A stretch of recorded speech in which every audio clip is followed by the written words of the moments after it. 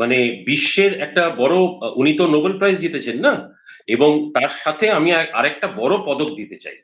সেটা হচ্ছে যে বিশ্বের ওয়ান অফ দ্য ওল্ডেস্ট সন্ত্রাসবাদী বলে যদি কাউকে বলা হয়, সেটা হচ্ছে মোহাম্মদ ইউনুস।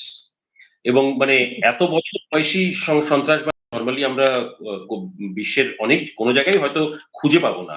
মানে সন্ত্রাসবাদীদেরও একটা বয়স অব্দি তারা থাকতে পারে, তারপরে তারা, কিন্তু আমি একে, Mohammad Yunus is a pure terrorist.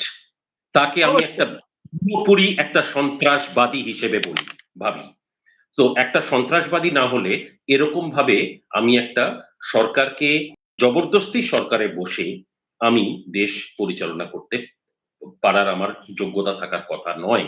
এবং সেখানে আমি যদি, আর আমি যেইভাবে সন্ত্রাসবাদী, এই জন্য আরেকটা কারণে বলবো আমি, পাকিস্তান থেকে যাদেরকে ঢোকার এরা সুযোগ দিয়ে, যে সুযোগটা দিয়েছিল পাকিস্তানের, এই মুহূর্তে বাংলাদেশে পাকিস্তানের আইএসআই এজেন্ট ভরা, পুরো সব কটা ডিস্ট্রিক্টে আছে। এবং পাকিস্তানের তরফ থেকে লস্করে তয়বা এবং জৈশে মোহাম্মদের যে টেররিস্ট গ্রুপগুলো, সেগুলো এই মুহূর্তে বাংলাদেশে আছে। তো এদেরকে ঢোকালো কে?